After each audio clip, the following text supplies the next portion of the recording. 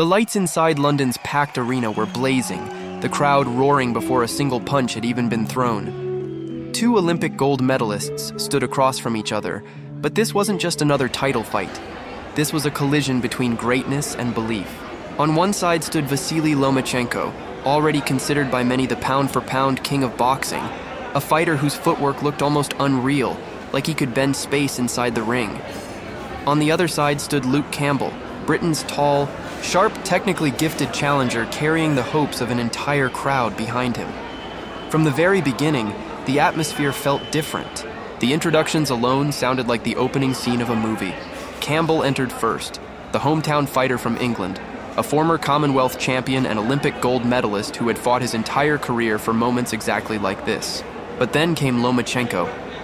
Calm, focused, almost expressionless. The reigning WBA and WBO lightweight champion walking to the ring with the aura of a man who had already solved boxing itself. Every camera followed him. Every voice inside the building rose louder. Even before the first bell, the tension felt unbearable. The referee gave final instructions, both fighters touched gloves, and instantly you could see the contrast in styles. Campbell towered slightly over Lomachenko with the longer reach, trying to establish distance immediately with his jab. Lomachenko, the naturally smaller man, moved like water around him, slipping just outside range and searching for angles.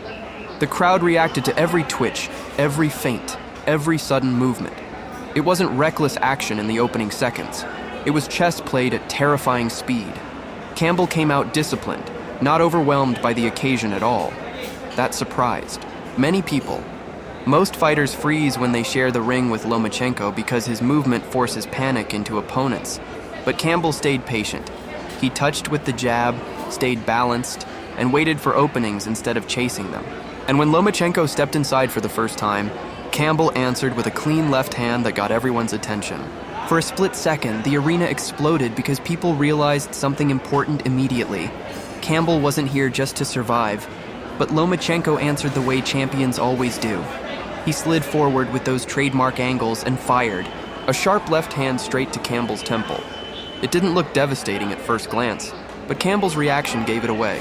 The punch buzzed him. Lomachenko saw it instantly. The champion had downloaded information already. He knew the target was there. Still, Campbell refused to fold. He kept using his length, trying to keep Lomachenko thinking. Every jab was less about damage and more about disruption. Touch him, reset him, keep him from finding rhythm. And for several rounds, it actually worked better than many expected. Lomachenko couldn't simply storm forward recklessly because Campbell's timing and reach were causing real problems on the outside. That's what made this fight fascinating. It wasn't one-sided domination from the opening bell. It was a constant battle for control. Campbell would land a clean shot and the crowd would erupt. Then Lomachenko would immediately answer with a body attack that sucked the air out of the building. Momentum kept shifting inch by inch. By the third round, the fight started heating up. Lomachenko began attacking the body with more purpose, dipping low and exploding upward with combinations. The speed difference became more noticeable. Campbell could see the punches coming sometimes, but Lomachenko's timing made them almost impossible to stop completely. He'd attack the body, shift his feet, then snap a jab upstairs before Campbell could react, yet Campbell kept standing his ground. That was the story of the early rounds. He refused to be mentally broken. Every time Lomachenko tried to unnerve him with movement, Campbell stayed calm and answered back. There were moments where Campbell landed looping left hands that drew huge reactions from the crowd. Moments where he forced Lomachenko to reset entirely. And that's when people watching realized this wasn't just another Lomachenko showcase. This had become a real fight. The middle rounds turned into a brutal technical war. Lomachenko started increasing pressure little by little, walking Campbell down more aggressively. The body shots became vicious. You could hear them landing, thudding, left hands digging into Campbell's ribs. Sharp punches downstairs designed not only to hurt, but to drain energy slowly over time. Campbell, though, kept firing back. He stayed underneath himself technically, balanced enough to counter whenever. Lomachenko got too reckless entering range. His jab continued causing problems, and every time Lomachenko edged closer, Campbell would try to meet him with something hard coming back. But Lomachenko's genius was starting to show in flashes. His footwork alone was exhausting Campbell mentally. Even when he wasn't punching, he was forcing reactions. 1 second he'd be directly in front of Campbell, then suddenly at an angle where the challenger couldn't punch effectively. It was pressure without constant aggression, psychological warfare through movement. Then came the body assault. Late in the round, Lomachenko trapped Campbell near the ropes and unloaded. Left hand downstairs, another to the body, then upstairs. Campbell visibly felt the damage. The expression on his face changed instantly. He walked back to his corner carrying the pain with him. And Lomachenko knew it. The champion smelled weakness for the first time. Still, Campbell's courage never disappeared. That's what made this fight memorable. Lesser fighters would have collapsed under the pressure. Campbell kept trying to answer. He kept believing. Then the 7th round arrived, and suddenly everything exploded. Campbell landed a huge shot that caught Lomachenko clean coming in. The crowd erupted like the roof might fly off the building. For a brief moment, it looked like the champion had truly been hurt. Campbell sensed opportunity and fired again. Both fighters started trading with real intensity now. The technical chess match transformed into violence. But Lomachenko answered like only elite fighters can. He fired back instantly with savage body punches and sharp uppercuts on the inside. Campbell landed. Lomachenko landed harder. The exchanges became breathtaking. Toe-to-toe action in the middle of the ring as thousands screamed from every corner of the arena. This was no longer just skill versus skill. This was heart versus heart. Campbell continued showing unbelievable toughness. Every time Lomachenko connected with a brutal body shot, Campbell somehow survived. Every time the champion surged forward trying to overwhelm him, Campbell answered, back with left hands of his own. But little by little, Lomachenko's precision started taking over. His punches looked shorter, tighter, cleaner.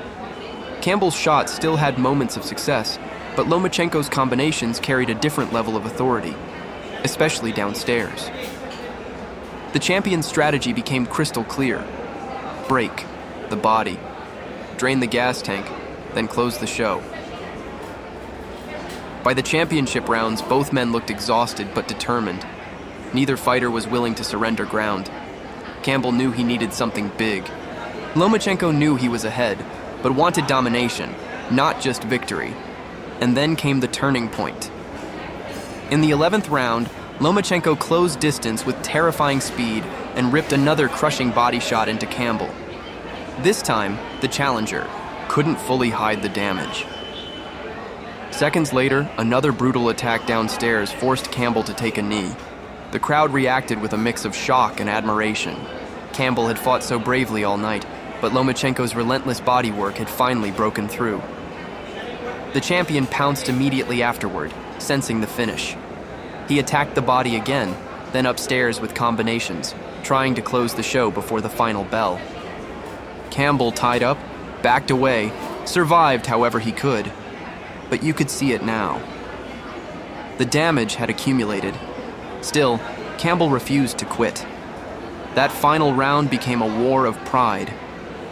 Lomachenko kept pressing forward with combinations, targeting the body relentlessly, while Campbell tried desperately to answer with counters that might change everything in one moment.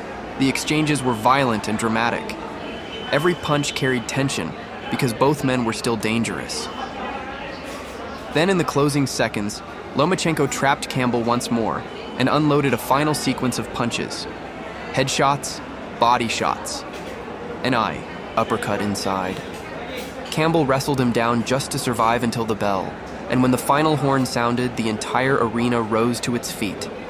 Both men embraced. They knew they had delivered something special. The judges' scorecards confirmed it. Unanimous decision.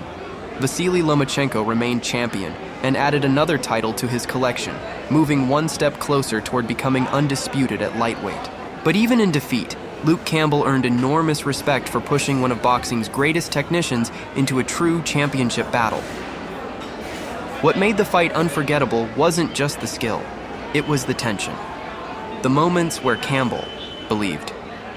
The moments where Lomachenko reminded everyone why he was considered special. The body shots, the angles, the resilience. The atmosphere inside London felt electric from start to finish, and when it was all over, one truth remained undeniable. Lomachenko wasn't just winning fights during this era, he was building a legacy punch by punch, round by round, against fighters brave enough to test him.